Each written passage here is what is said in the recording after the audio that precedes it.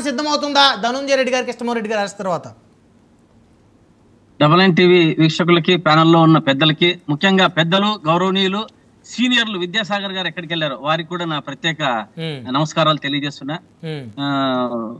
నాయర్ బ్రహ్మనాయుడు గారు వారు సీనియర్ కావచ్చు, కానీ కొంచెం మర్యాద మట్టసం అనేది ఉండాలి. కొంచెం అంటే కేర్లెస్ గా మాట్లాడడం, ఏదో నేను సీనియర్ని నాకు కొమ్ములు వచ్చినాయి అనడము అది పద్ధతి కాదు అని వారికి లేకపోయినా మీరు నేను చెప్పినట్టు వారికి తెలియజేయండి. చంద్రబాబు నాయుడు గారి మీద కేసులు అడిగారు. చంద్రబాబు నాయుడు గారి మీద 17 కేసులు ఉన్నాయి.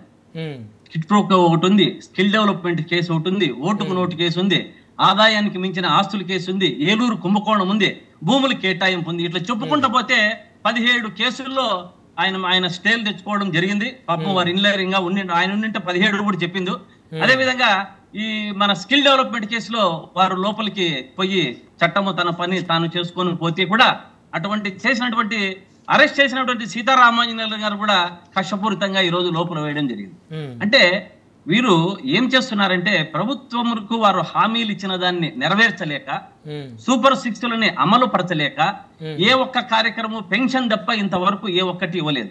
ఇవంతా కూటమి ప్రభుత్వంలో విఫలమై మన పవన్ కళ్యాణ్ గారు కూడా ఏదో పాపం ఆయన నమ్ముకొని వారు కూడా చాలా స్పీచెస్ డయాస్లకి అది చేస్తాం ఇది చేస్తాం అని చెప్పారు.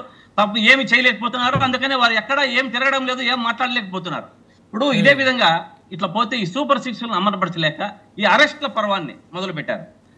జగన్మోహన్ రెడ్డి గారు మామూలుగా చంద్రబాబు నాయుడు గారు సంపద సృష్టి అంటూ ఉంటారు. సంపద సృష్టి చేసేది జగన్మోహన్ రెడ్డి గారు, చంద్రబాబు నాయుడు గారు కాదు అనేది బాగా గుర్తు పెట్టుకోవాలి.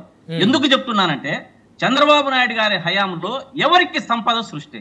వారి క్వార్టరీకి, తెలుగుదేశం నాయకులకి, అక్కడ ఉన్నటువంటి కార్యకర్తలకి సంపద సృష్టి. అదే జగన్మోహన్ రెడ్డి గారు ఎవరికి సంపద సృష్టి?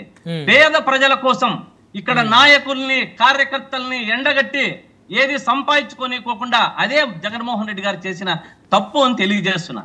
వీరందరినీ పక్కన పెట్టి సంపాదనంతా సృష్టించి పేద ప్రజల కోసం ప్రతి నిత్యము తపన పడి చెప్పినటువంటి అమలు పరిచయ ఏదైతే చెప్పారో నవరత్నాలు ప్రతి ఒక్కటి కూడా అందరికీ అందజేయడం జరిగింది.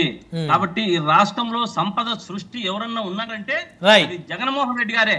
ఆ దేంట్లో ఇసుకలో కానీ మద్యంలో కానీ ఇవన్నీ ప్రభుత్వాలు నడిపినాయి. ప్రభుత్వం నడిపి ఆ వచ్చిన ఆదాయంతో ప్రజలకు చెప్పినటువంటి స్కీమ్స్ అంతా కూడా అమలు పరచడం జరిగింది. ఇటువంటి కార్యక్రమాలు చేసిన జగన్మోహన్ రెడ్డిని ఈ రోజు ఏదో సారాయి కేసులో అరెస్ట్ చేస్తామంటే ప్రజలు ఎవరు తీసుకున్న వాళ్ళు ఊరికే ఉండరు. అది దాంట్లో ఏమీ లేదన్న విషయం అందరికీ తెలిసినదే.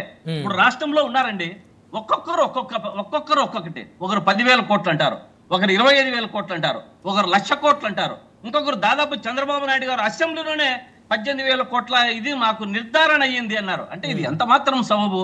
ఫస్ట్ వారిని, నాయకులని, డిబేట్ లో మాట్లాడే వాళ్ళని ఫస్ట్ ఫిగర్స్ తెలుసుకొని, వాళ్ళు ఫ్యాక్ట్ తెలుసుకొని మాట్లాడాలని నేను తెలియజేస్తున్నా. ఎవరు పడితే వాళ్ళు. సమయం లేదండి.